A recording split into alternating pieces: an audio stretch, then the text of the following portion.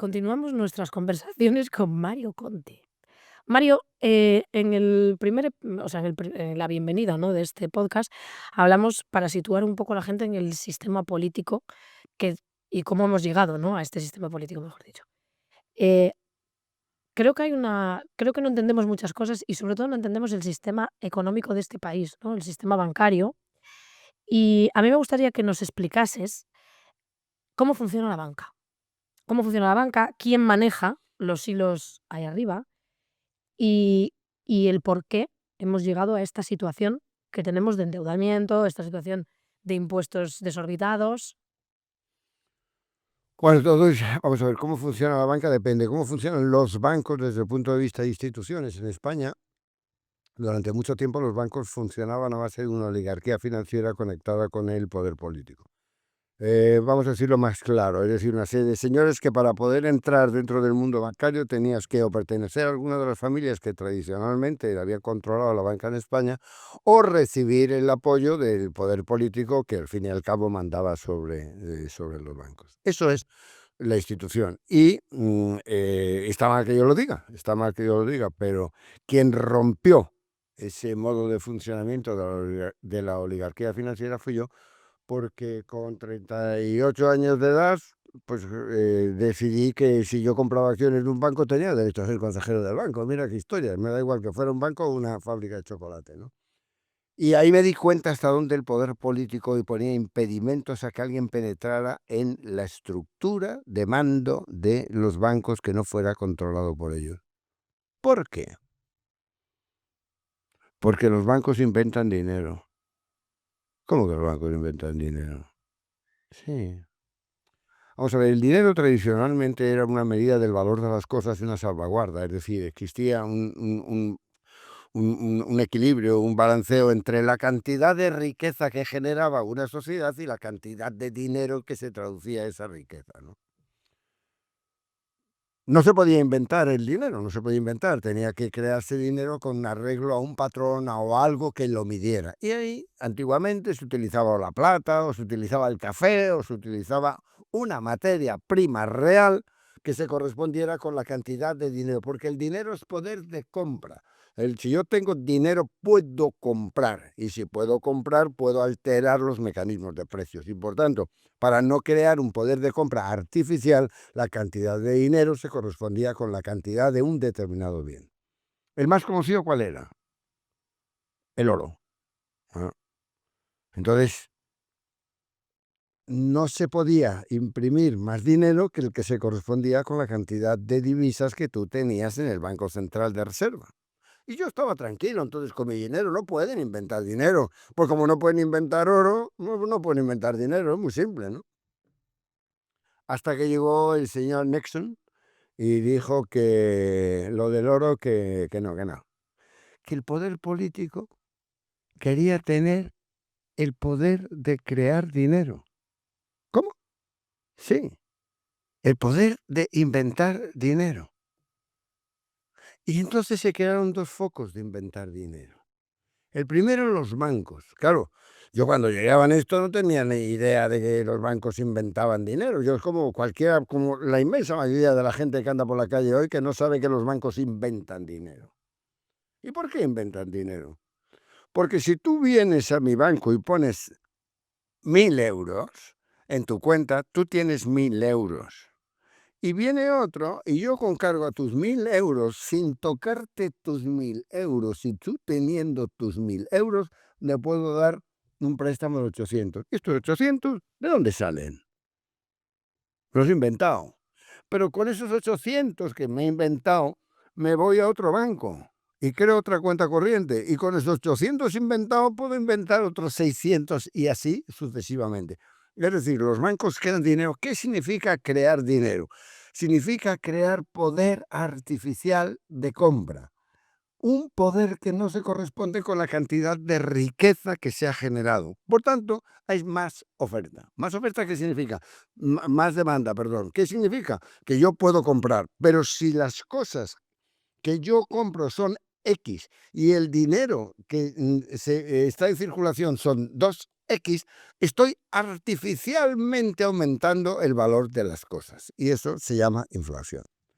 Por tanto, los bancos, mediante el mecanismo artificial de creación de dinero, pueden y contribuyen a la generación de inflación. Vámonos a los políticos. Los políticos imprimen lo que les da la gana. No hay límite. Cuando sucedió lo del COVID y teóricamente para arreglar lo del COVID, en Estados Unidos se imprimieron más miles de millones de dólares, billones de dólares que en los últimos 50 años. ¿Y eso qué significa? Que hay una cantidad de dinero que inunda un sistema no productivo. Y de ahí viene el mecanismo de inflación. ¿Cómo funciona el sistema capitalista? Mediante lo que se llama las redes de distribución de mecanismos. Por ejemplo, un fabricante de Mercedes, si se interrumpe la cadena de distribución y no tiene los tornillos, un tornillito, no puede sacar el Mercedes a la calle. El COVID supuso la interrupción de los canales de distribución. ¿Eso qué significó? Se redujo la oferta. ¿Qué significa reducir la oferta? Se redujo la cantidad de bienes disponibles para ser comprados. Se reduce la cantidad de bienes disponibles para ser comprados y sin embargo se aumenta monstruosamente la cantidad de dinero para comprar los bienes reducidos.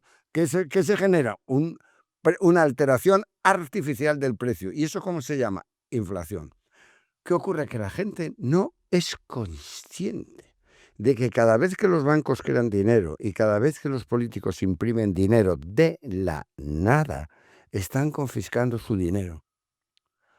Voy a poner un ejemplo muy claro. El precio del aceite de oliva pasó de 3 a 9. Muy bien, ¿por qué? Dos circunstancias. Una, se redujo la cosecha, se redujo la oferta, se aumentó la cantidad de dinero del sistema como consecuencia de la impresión de dinero. Pues ya está. Hay más dinero, menos bien, sube. Y los productores del aceite de oliva encantados de la vida. Me he forrado. Y con el dinero que han cobrado, encantados de la vida, se van a pagar el alquiler de una vivienda y ha subido un disparate. Se van a comprar garbanzos y ha subido un disparate. Mentira. Cuando se inventa dinero se está confiscando el valor, pero la gente no es consciente de eso y siguen permitiendo a los políticos que impriman dinero para las finalidades que ellos... Ahora mismo hay un ejemplo. Supuestamente hay tensión en Europa, ¿no? Europa tiene la culpa, pero bueno, esto es aparte. Entonces, de repente, los políticos europeos deciden, vamos a aumentar el gasto en defensa. Nosotros vamos a aumentar el gasto en defensa. 200.000 millones. ¿De dónde sale? Es tu bolsillo. ¿Tú te quieres defender? ¿Te quieres defender de alguien? ¿Estás asustada? Como para que te quiten el dinero. Porque al imprimir dinero que viene de la nada, te están quitando el valor de tus cosas, te están reduciendo el valor de tu dinero. La riqueza que tú estás creando te la están confiscando por esta vía. ¿Tienen que pedir permiso a alguien? No. Es que se han acostumbrado a manejar la sociedad a su antojo. Pero es alucinante que la gente no se dé cuenta que cada vez que imprimen dinero, cada vez que los bancos crean dinero artificialmente, están confiscando el valor. ¿Cómo te lo justifican? Lo que llaman la política de cebar la bomba. ¿La política de qué? De cebar la bomba. Hombre, hay que poner dinero público inventado porque con ese dinero público inventado se va a generar una riqueza adicional y entonces el dinero nuevo quedará equilibrado. ¿La experiencia cuál es? Todo lo contrario. Todo lo contrario, no es cebar la bomba, es cebar los deseos de la clase política, que es otra cosa distinta. Tanto les vale inventar dinero para comprar Telefónica como para decir que van a una política de defensa en la guerra de Ucrania, que es una guerra absolutamente provocada por una irresponsabilidad manifiesta de quienes pretendían amenazar a Rusia, ¿no? Es así. Y ¿cómo se arregla esto? Bueno, pues del mismo modo que ante el abuso de los medios de información convencionales surgieron las redes sociales, Del mismo modo, frente al abuso de la creación artificial de dinero, que es una confiscación de mi riqueza, surgen las criptomonedas. Y la gente no entiende, pero es muy fácil. ¿Se puede crear dinero de la nada por el sistema convencional? Sí. ¿Se pueden inventar el número de bitcoins que pueden existir en el mercado? No. ¿Cómo que no? No. O sea, que el número de bitcoins no lo pueden inventar los políticos. No. Porque está deducido de un algoritmo. Sí. Es como si fuera un patrón oro, más o menos. Tirando a más. ¿Y por qué la gente compra eso? Para protegerse. No es que suba el bitcoin, es que baja el dólar.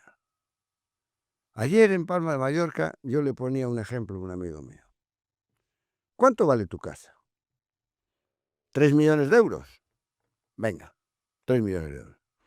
Y ahora lo vamos a poner en bitcoins. Son 3 bitcoins, serían 300.000, 30 bitcoins, ¿no? No, bueno, un bitcoin son 100.000. 3 bitcoins serían 300.000. 10 bitcoins serían 3 millones. Venga, 10 bitcoins. Vale. Entonces, tú coges tu casa, vale, 3 millones de euros, 10 bitcoins. Dentro de 5 años, tu casa valdrá seguramente, si siguen imprimiendo dinero fácil, 6 millones de euros. Y 10 bitcoins. Mismo. ¿Se ha entendido? Y 10.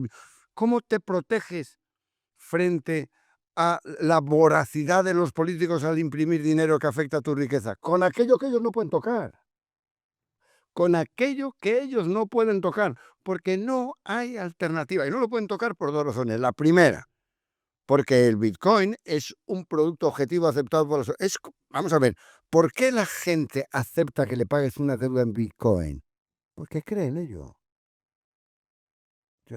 Te puedes aceptar que tú le pagues en manzanas, en pipas, caramelos, pistolines, comida para las palomas, lo que quieras. El Bitcoin es una res, en el sentido latino de la expresión, es una cosa que está siendo utilizada como medio de pago basándose en la confianza de la gente.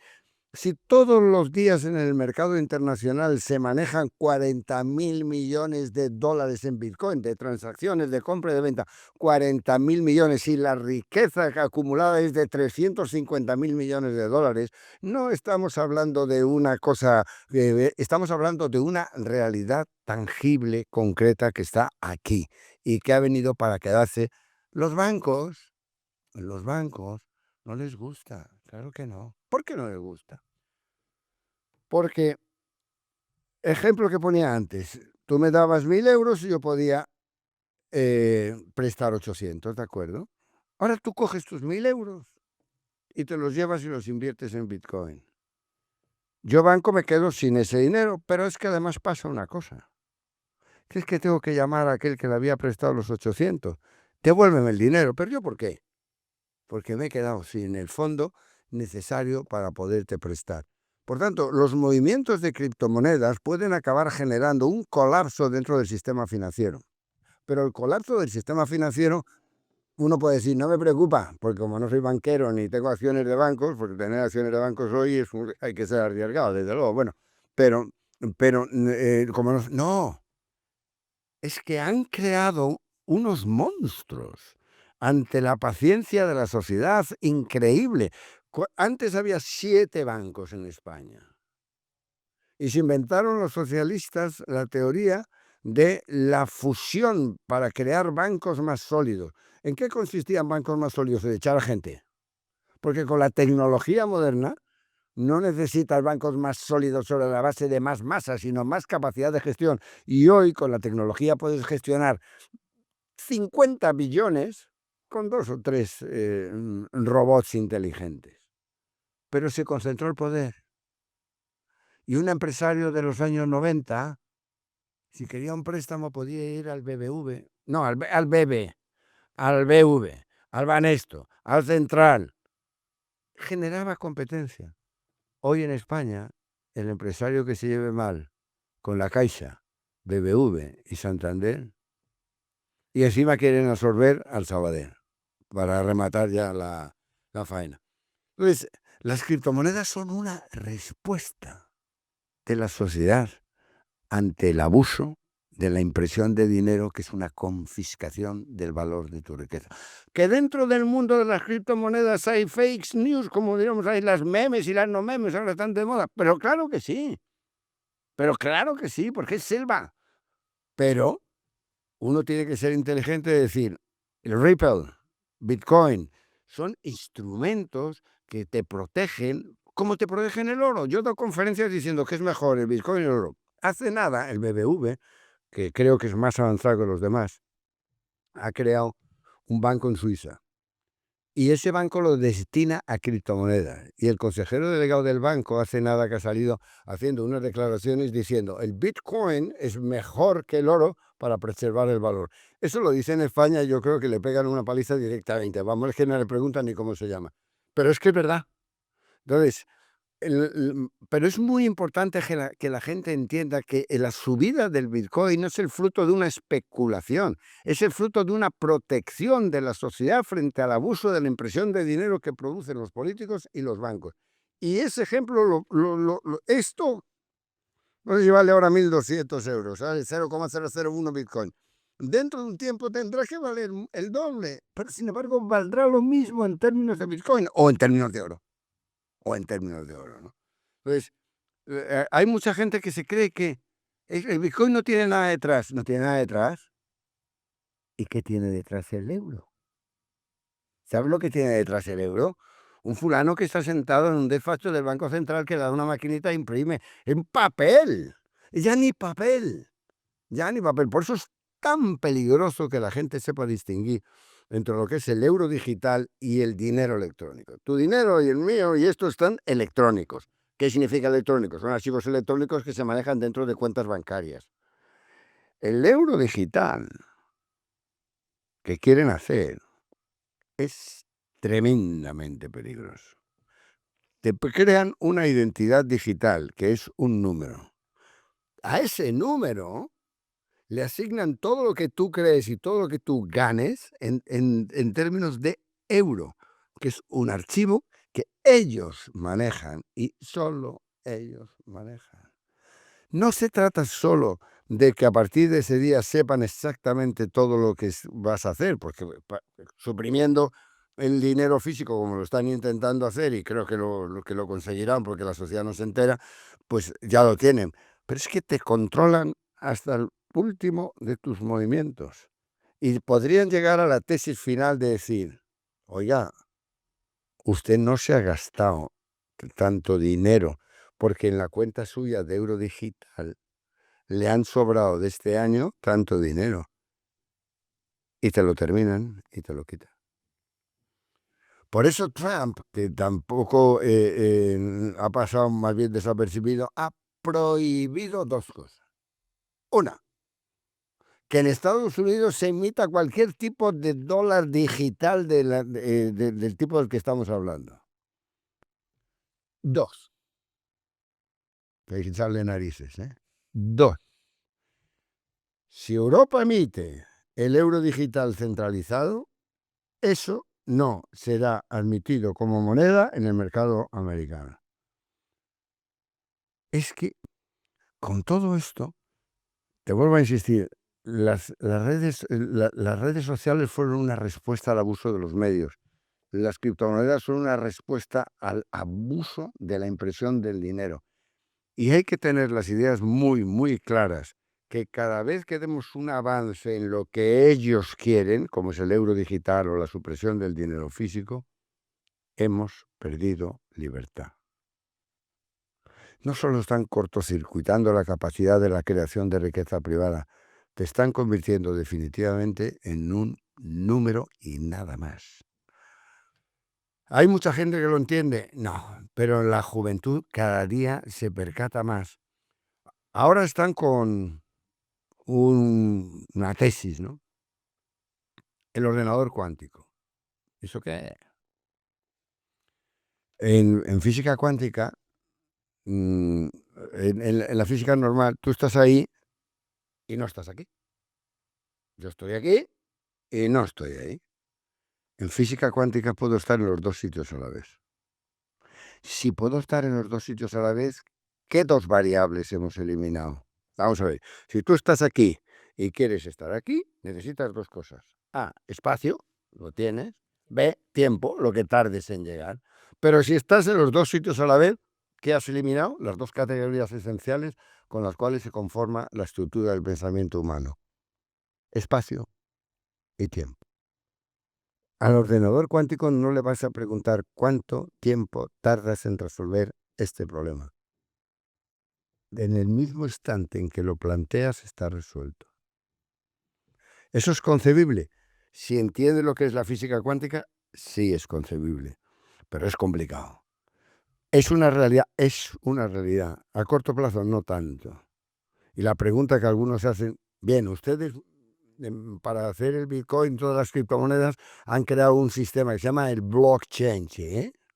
¿Y eso qué es? Pues miles y miles y miles de ordenadores descentralizados funcionando por el mundo, de tal manera que no hay un político que pueda mandar sobre esto. Ya.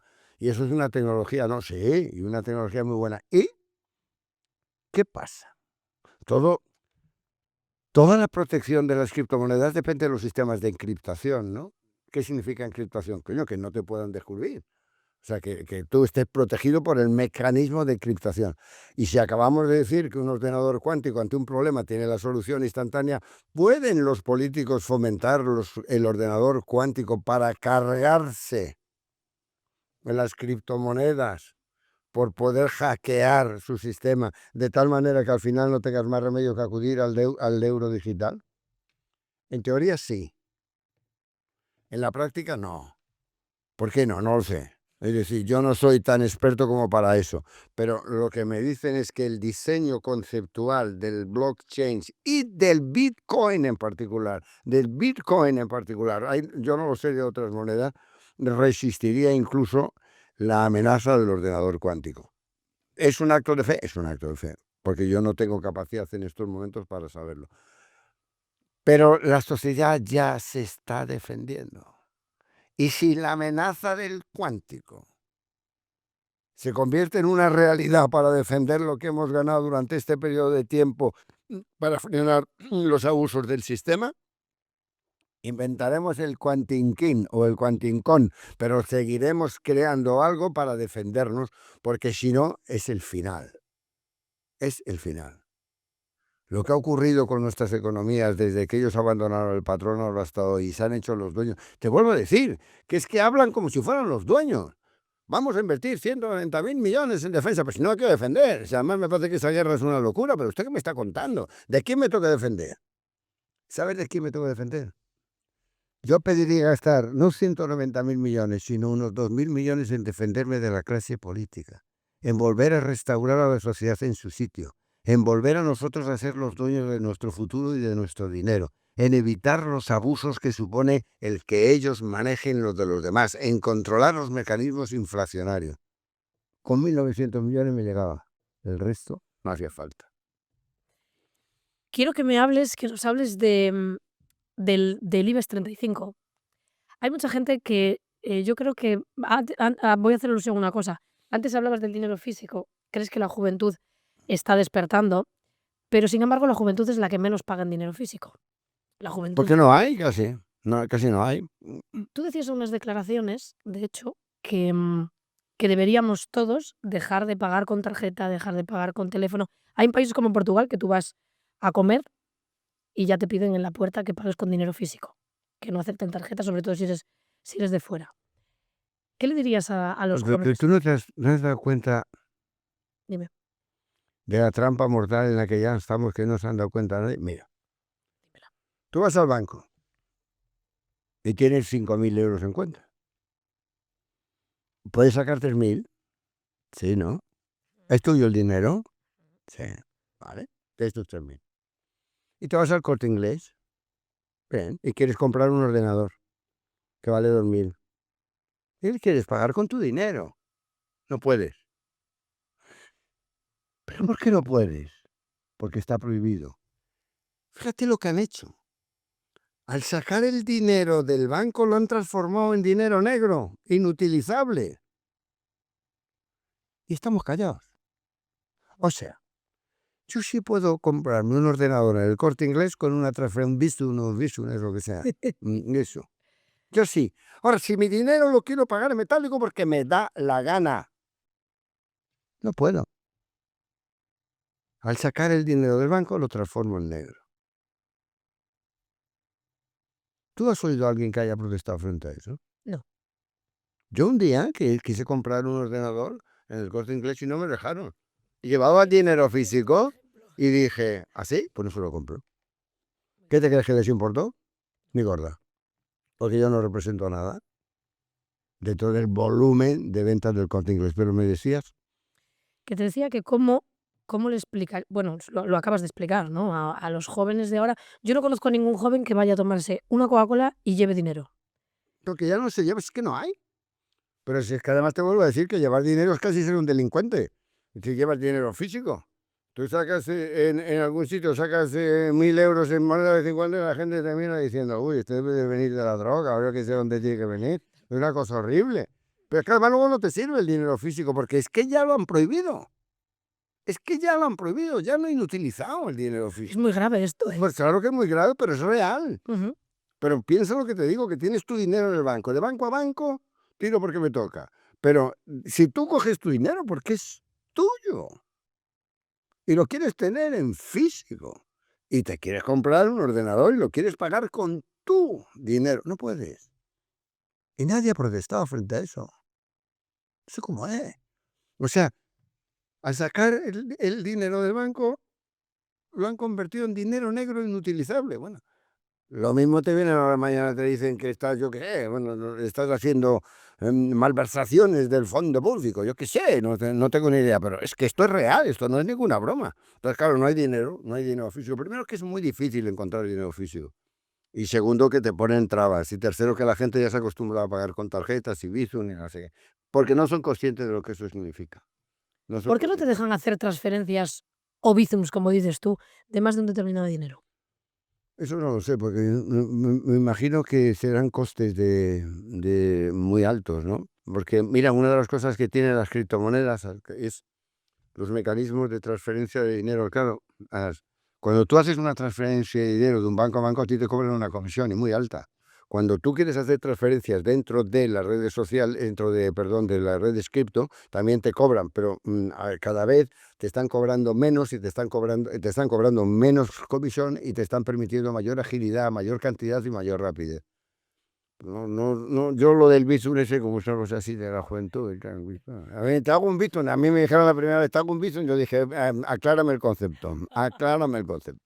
Quiero que hagas una conexión de lo que hablamos, quiero que expliques la conexión del IBEX 35, por ejemplo, con los medios de comunicación. ¿Tiene algún tipo de conexión? Toda, ya te lo decía, hombre, evidentemente, pero no el IBEX 35, es decir, el sistema se ha apoyado en estas tres patas, ¿no? Políticos, medios de comunicación y banqueros. Estas tres patas actúan al unísono. No hay, en mi experiencia, porque es que yo estaba allí.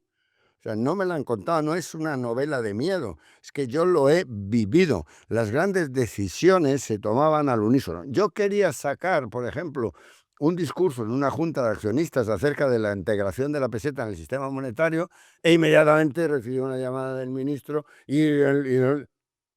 ¿por qué? Porque los grandes problemas se solventan estos tres. ¿Cómo funciona? Es muy simple. ¿Hay algo estructurado? No. ¿Hay algún órgano? No. Llamada de teléfono y en el do des facius facias. Yo te doy para que tú me des y yo te protejo para que tú me protejas. Un banco es una estructura absolutamente endeble. ¿Cómo? Endeble. ¿Por qué? Porque depende del Banco de España. Yo lo he vivido en mis carnes. Es patético, patético. El primer banco del mundo que de banca sabe, un poquito, el primer banco del mundo, JP Morgan, llegaban esto. Se pasa 2 años con sus mejores ejecutivos estudiando nuestras cuentas y hace un informe y dice que estamos creando futuro. Bueno, un informe es un informe, pero cuando realmente uno se compromete es cuando pone dinero. No solo informe, dinero. Y el primer banco del mundo, después de estudiar, puso 450 millones de dólares encima de la mesa. Frente a eso, dos inspectores del Banco de España te dicen que tienen un agujero de 500.000 millones. Decir que teníamos un agujero de 500.000 millones es llamarle, lo voy a decir por su nombre, gilipollas a los de JP Morgan. Ustedes, señores JP Morgan, no entienden nada de banca. 2 años y ustedes no son capaces de detectar. Y yo en 5 minutos he detectado un agujero. Falso. Falso. Evidentemente falso. No hay que ser ningún genio de la navegación aérea. ¿Qué hizo el sistema? El sistema financiero quedarse con Banesto. Entre otras cosas, con nuestra tecnología que había sido declarada el año anterior la mejor del mundo. Y los medios de comunicación, algunos como El País, se quedaron con Dorna y con nuestros sistemas de publicidad que valían 100.000 millones de pesetas. Eso es el sistema. Yo estaba pero no pertenecía a, como dicen los sufíes, ¿no? Estar en este mundo, porque es donde estás, sin ser de este mundo, porque de este mundo no soy. Yo estaba en ese mundo, pero no era de ese mundo. Y el sistema tiene una norma de como la mafia. O conmigo o contra mí. En el sistema no caben los mediopensionistas. No existen. La razón por la cual se pusieron de acuerdo los dos grandes partidos es porque se amenazaba el funcionamiento del sistema. Se había creado un poder financiero, Banesto y su corporación industrial, con proyección mediática y con recepción de valoración de la gente, que es dimensión política. No podía ser. Si aquello seguía adelante, la gran amenazada no solo era la clase política, era el sistema en sí mismo considerado. Así que, pero lo alucinante del caso es que la sociedad española se trague que 350 señores que no tienen ni noticia digan que está muy bien hecha la introducción, y que esos 350 señores se basen en dos, que son dos funcionarios, y que esos les llamen. Y como me decía a mí, si me lo dijo a mí el vicepresidente ejecutivo del Banco Morgan cuando estaba viendo la retransmisión en directo de aquel nefasto día 30 de diciembre, nos están llamando imbéciles. Nos están diciendo que hemos invertido 450 millones de dólares sin enterarnos de nada. Porque si, por ejemplo, yo qué sé, hubiera sido un agujerito chiquitito, pero van a ser tan imbéciles como poner un agujero que era más grande que el socavón de la Gran Vía, hombre. Ridículo. Era tan ridículo como que al año siguiente ya no existía agujero. Entonces, ¿esto para qué sirve? Esto es el pasado, esto yo lo digo para ilustrar que el mecanismo de poder político en el que vivimos, fruto, como decía al principio, de la Constitución, de la partitocracia, de la oligarquía y de que se han adueñado del Estado, no tiene límites. No tiene límites. En su capacidad de decisión política, que afecta a tu propiedad, y en su capacidad de manipular tu libertad. Porque la cúpula del Poder Judicial, te guste o te disguste, está nombrada por el poder político.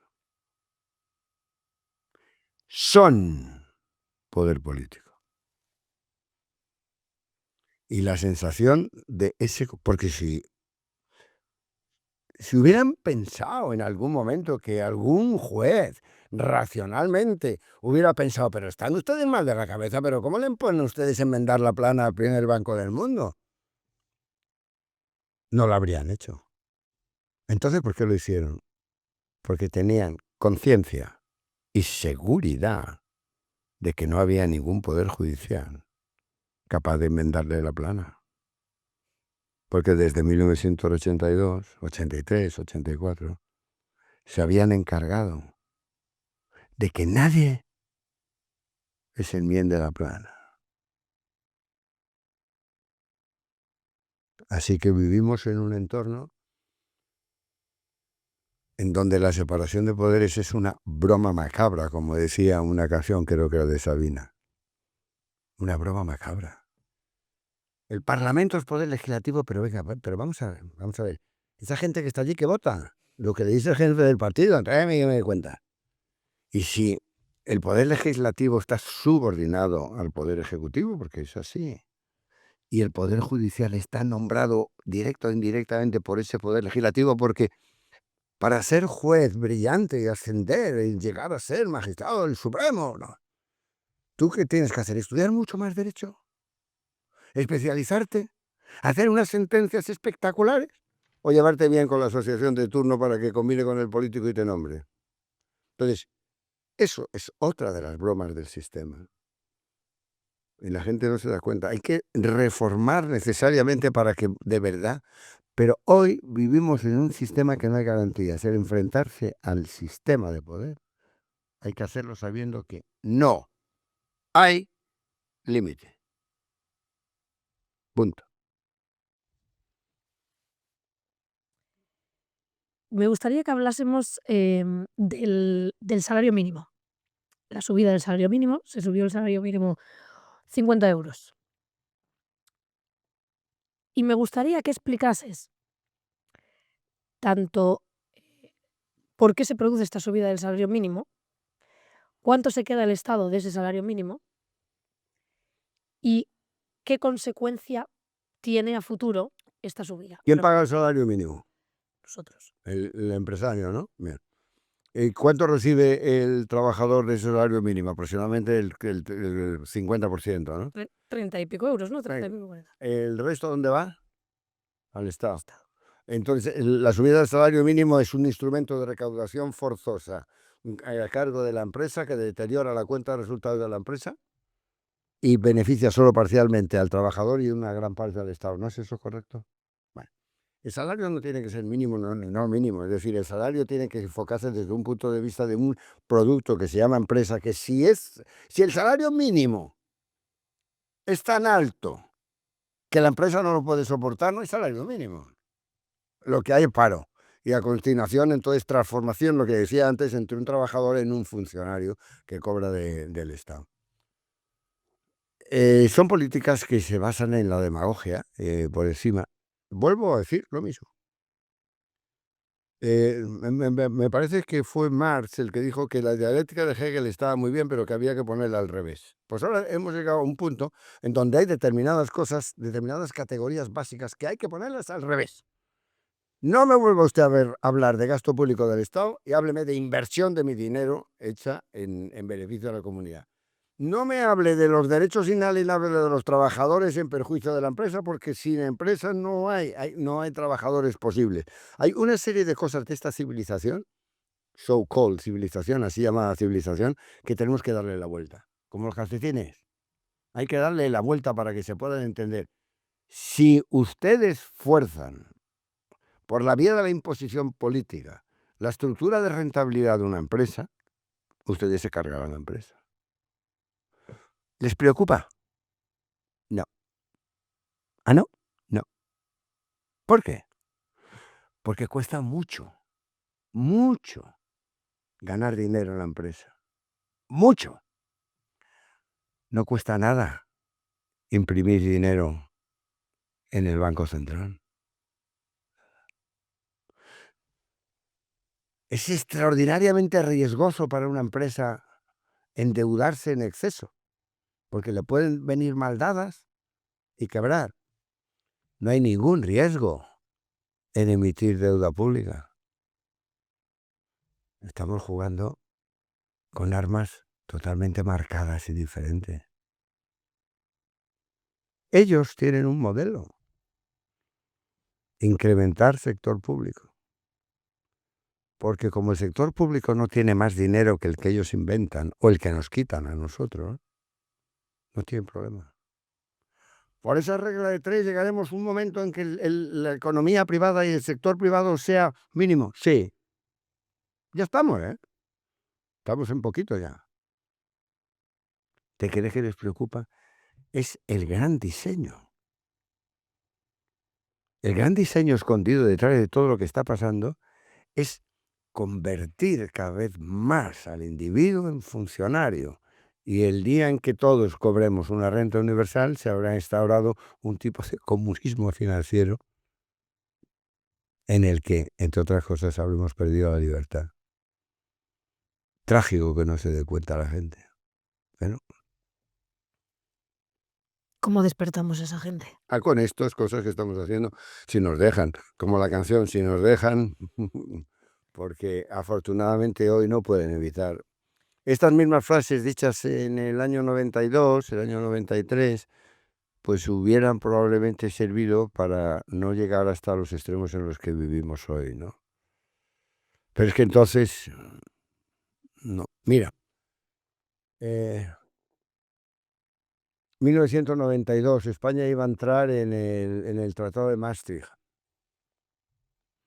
Y los criterios para entrar en Maastricht eran lo que se llamaba convergencia nominal. La convergencia nominal no tenía que ver con la real. O sea, podía ser convergente nominal y ser una catástrofe real, ¿no? Que era un poco lo que pasaba en la economía española. Entonces yo dije, lo mismo que pueden hacer ustedes cuando van a hacer una transformación tan brutal de nuestro sistema productivo y económico y financiero, señores políticos, es convocar un referéndum. Y además no les estoy pidiendo nada extraño. Francia lo ha hecho, ¿eh? Y pedí, en unas conferencias que di en Estepona, un referéndum. ¿Me llamó quién? ¿El ministro? No. El sistema te llama según qué. Me llamó Jesús Polanco, el dueño del país, y me dijo literalmente, ¿tú qué haces pidiendo un referéndum? ¿Pues tú estás mal de la cabeza? Y dije, yo creo que no. Yo estoy pidiendo un referéndum porque como mínimo tendrán que explicar a la gente los beneficios de entrar en Maastricht y las cosas. Me contestó, la gente no sabe nada de nada. ¿Tú para qué te crees que estamos nosotros los medios de comunicación potentes? Para corregir las tonterías de la democracia. Literal. Por eso decían que el país era un diario independiente de la mañana, porque Polanco solo iba a trabajar por las tardes. Claro. Me deja a mí esto mal sabor de boca por mi profesión, ¿eh? No te vayas a pensar. Bueno, pero eso hay un buco Bueno, tal de este, ¿no? las profesiones tienen esas cosas. Una cosa, Mario, tú siempre has dicho, o bueno, yo te he escuchado en otros podcasts y hablando contigo, que no nos enteramos, la sociedad no nos estamos enterando. ¿Crees que es falta de preocupación nuestra o falta de entendimiento nuestro? ¿O crees que, bueno, que ya sé que no quieren que nos enteremos, lógicamente, pero por qué no nos enteramos? Bueno, vamos a ver, hay una cosa muy clara. La clase política es consciente de que domina el Estado. Y para dominar plenamente el Estado es necesario que la sociedad civil sea lo más inerte posible, ¿no? ¿Qué es lo que hay que hacer como primera medida? Desmantelar aquellos centros de la sociedad civil, como por ejemplo los viejos ateneos, ¿no? En donde se establecía un mundo de comunicación, donde la sociedad civil participaba de los problemas reales y los comentaba. En los ateneos en algún momento llegaron a designar ministros, ¿no? Los ateneos se desmontaron. Las academias perdieron influencia. Todos aquellos centros que de un modo u otro podían servir para vitalizar la sociedad civil fueron desmontados. ¿De manera consciente? Sí, de manera consciente. A partir de ahí tenían el monopolio de la información. Durante años, la posibilidad de un individuo de saber lo que pasa quedaba reducida a los medios de comunicación. Si los medios de comunicación formaban parte del sistema, te decían que yo estaba navegando en el Caribe en vez de estar en la puerta de mi casa. Pero tú no podías saberlo. La manipulación de que se ha hecho desde los medios de comunicación con la capacidad de pensamiento de la gente es, en algunos casos, me atrevo a decirlo, criminal. Criminal porque se trataba de llevar la mentira a la mente de las gentes a sabiendas de que no tenían otra alternativa de obtener información. No es que nosotros nos hayamos alucinado, es que no teníamos otra alternativa. Y en el fondo, subliminalmente, la gente llega a esa especie de conclusión de, si es que no hay nada que hacer, si es que no hay nada que hacer. Y eso ya genera una pelota en donde la sociedad se adormece. Hoy en día, vuelvo a repetirte, creo que son conscientes de que algo está pasando. Ya no pueden contar con los medios de comunicación mentiras groseras, groseras, como la que se contó con Banesto, que en 2 minutos queda desmontada, ¿no? Ya no. Y ahora es posible que se produzca el despertar. Es posible. De hecho, yo el otro día estaba en el Ateneo de Madrid y me emocioné mucho porque lo están remodelando. Y cuando tú crees en lo que dice de la sociedad civil, eso que decíamos al principio de la ilusión, ¿no? Me produjo mucha ilusión. Cuanto más ataquen a las criptomonedas, más cerca estamos de desmontar la falsedad del sistema financiero. Cuanto más ataquen a las redes sociales, más cerca estamos de conseguir trozos de verdad. Toda información, como los filetes llevan grasa y lleva magro. Siempre que hay fuente de información, hay falsedad y hay verdad. Pero lo que no hay, que es la clave, es el poder de manipulación. Poder de manipulación. Ellos manejan poder. Poder de emitir dinero. Poder de inventar mentiras. Poder de imponer mentiras. Poder de doblegar a la gente. Poder. Eliminado el poder de contaminación, se abre un espacio de libertad. ¿Ellos quieren ese espacio de libertad? Respuesta, no. Cuanto más hablan de espacios de libertad y más incrementan el gasto público en control de la sociedad, más falso es todo el discurso. ¿Los jóvenes saben lo que son las criptomonedas? ¿Entienden? Yo creo que muchísimos sí. Muchísimos, sorprendentemente. Hombre, dependiendo, ¿no? Hay gente más formada y menos formada. En lo que podríamos llamar la juventud urbana formada, no solo lo entiende, sino que lo maneja. Yo el otro día ¿dónde fue? En un pueblo de Andalucía, que había una corrida de toros y tal y cual, bueno, muy bien. Y luego había una especie de copa que se daba allí y tal y cual. Aparte de que vinieron un montón de gente joven a charlar conmigo y tal y cual, todos me hacían referencia al tema de las criptomonedas. Todos. Quizá los que menos saben ahí sea a partir de los 40 hacia arriba. Porque les han mentalizado, no, eso es mentira, no hay nada detrás. Y eso no es eso es una especulación. Como las acciones de bolsa no son especulación. ¿A cuánto estaba el Santander hace nada? 20, ¿está aquí a 3? Bueno, no. Pero porque exige un esfuerzo mental tratar de entender. Yo me di cuenta que no era una broma, que el Bitcoin no era una broma, que era algo muy serio. Y me puse a estudiar, lo que he hecho toda mi vida. Tratar de entender y estudiar. Y entonces fue cuando me vino, ahí va, si esto es una reacción de la sociedad, probablemente inconsciente, pero es una reacción de la sociedad. Si la gente dejara de votar a los políticos, se caería el sistema. Si la gente pusiera todo su dinero en bitcoins, se había acabado el abuso financiero. Eso no va a ocurrir. Por lo menos lo segundo. Lo de dejar de votar a todos los políticos no lo sé, no sé si sería una idea descabellada, pero bueno. Lo hablaremos, Ya hablaremos algún día de eso, ¿no? Pero es necesario, ante una nueva realidad, tienes que hacer un ejercicio intelectual, de aproximar, trata de entender, estudia, porque merece la pena hacerlo, merece la pena hacerlo. Y hay mucha gente joven que sabe lo que es el Bitcoin, sabe lo que son las criptomonedas. Bueno, ten en cuenta que Carla, son cientos de miles de millones diarios que se mueven en ese negocio. Alguien los mueve, ¿no? Pero ¿y por Mira, qué España se desconfía tanto de eso? Porque el español precisamente es el que más desconfía. los mayores, la gente joven no desconfía. Hombre, lo que no sabe sí. Sí, ya, ya. Pero yo este fin de semana en Mallorca he tenido que explicarle a un empresario enormemente potente, el mallorquín, ya de 85 años, le he tenido que explicar el Bitcoin. Y lo entendió cuando le dije, una bolsa de tus productos alimenticios hoy valen 1.000 euros.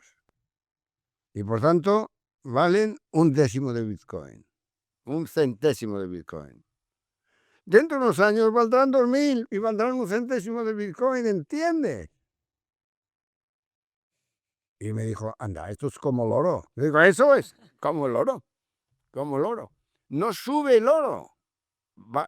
En el caso del oro se puede dar un factor adicional, que es la escasez. En el caso de Bitcoin no hay escasez. El número está cerrado, punto, se acabó. Y si se sigue usando más y no se pueden inventar, obviamente el valor va a tender a subir por sí solo. Hay un pronóstico. El otro día un empresario mexicano muy potente que yo conozco, en una entrevista televisiva, se atrevió a decir, y él es muy potente en este mundo, que no le extrañaría nada ver al Bitcoin a 500.000 dólares y está a 100.000, ¿no? Yo no te digo que me extrañe o no me extrañe, te digo, si siguen imprimiendo dinero de manera incontrolada, no es que me extrañe, es que puedes estar segura, porque la sociedad tiene que responder. Y si es consciente que le estás quitando el dinero por la vía de la inflación, tiene que protegerse. Y ese es un mecanismo que te protege de la inflación y es instrumento de pago. Hombre, por esa regla de 3 también te pueden proteger la naranja, sí, pero yo no me voy a ir con 5 kilos de naranja a comprarme una casa en Cuenca, ¿eh? Entonces, si siguen imprimiendo dinero, si no hay control, por supuesto que valdrá 500.000 o lo que sea. Y si cometemos en Europa el error del euro digital, entonces no sé qué puede pasar. Esa es la defensa de la banca, ¿no? El euro digital. No, ¿Cuál es la defensa de la banca en todo esto? ¿Cómo se deploya el texto? tratar de limitar los movimientos de depósitos bancarios a criptomonedas. Acaba de sacar, eso cualquier chico joven te lo sabe, acaba de sacar una ley la Unión Europea regulando criptomonedas y no tienen empacho en decir en el preámbulo que muchas de sus medidas están dictadas para evitar que el dinero se vaya de cuentas bancarias a cuentas de los exchanges, es decir, a criptomonedas. ¿Pero usted quién es? ¿Pero usted quién es? Para decirme si lo puedo tener en el banco o lo quiero tener ahí. ¿Usted por qué me está diciendo a mí que lo bueno es que lo tenga en el banco? Porque ustedes son el banco, vestidos de políticos.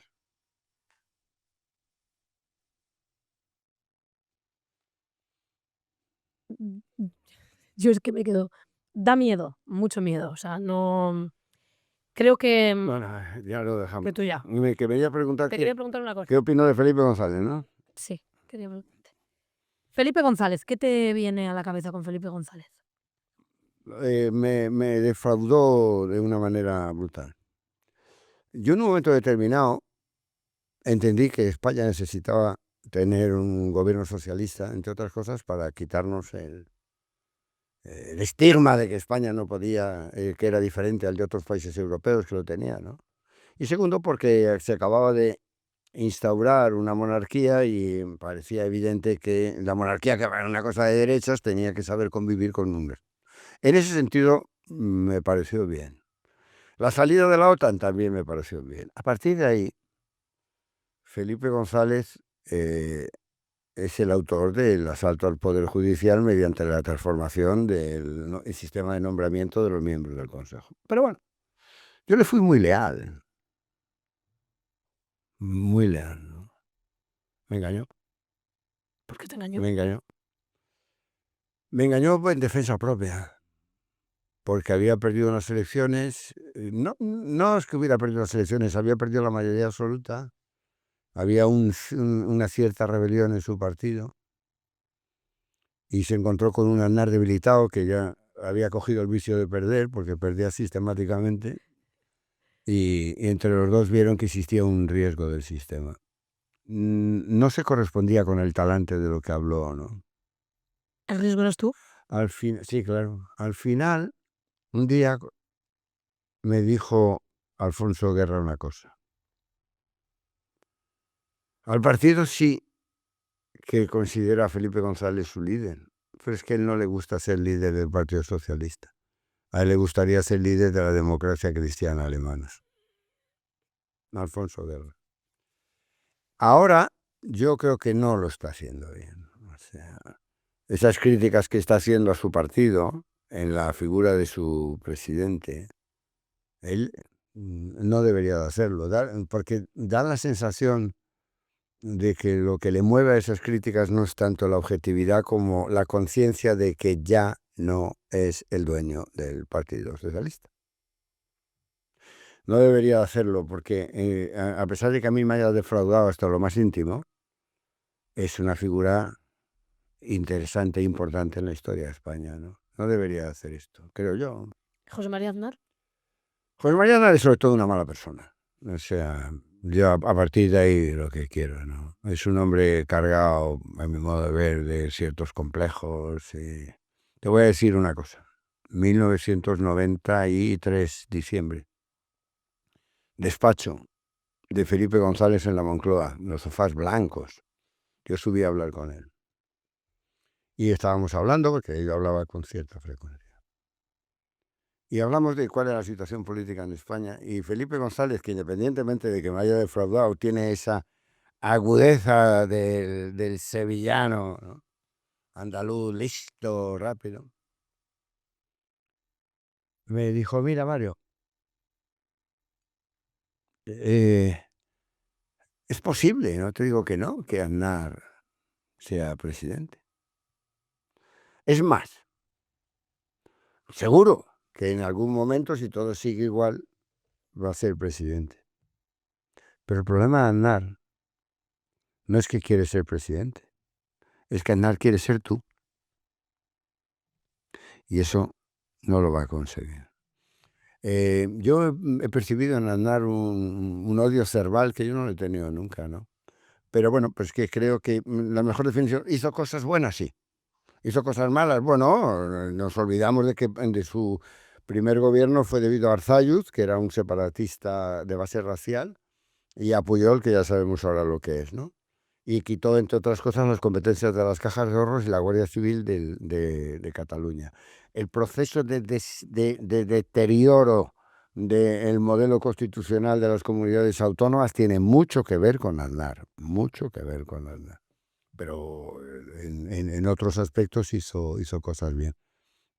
Pero no creo que quede como una figura importante en la... Así como Felipe González, sí, yo creo que no, yo creo que no. ¿Y Pedro Sánchez? Pedro Sánchez es el primer líder de izquierda, verdaderamente de izquierda, que tiene este país en mucho tiempo. Lo anticipó Zapatero. Felipe González no fue un líder de izquierda, fue un demócrata cristiano que estaba vestido del Partido Socialista, ¿no? No tienen más que ver sus realizaciones. Hoy, para bien o para mal, para mí, en mi opinión, que no participo de sus decisiones, no es para bien. Pero es un líder de izquierdas, absolutamente. Y además sin complejos. Y la política que está realizando es una política de izquierda. Y tiene la suerte de que enfrente hay una especie de medio pensionismo diletante que en vez de debatir sobre ideas, debate sobre de que si el hermano de Pedro Sánchez tiene un puesto en la Junta de Extremadura o si la mujer no se quiere una... No sé, es un líder de izquierda que está funcionando casi con poder absoluto, ¿eh? Con poder absoluto. Feijóo. Yo no puedo hablar nada de Feijóo porque Feijóo, como es presidente de mi tierra gallega, yo ya, mira, ¿qué quieres que te diga?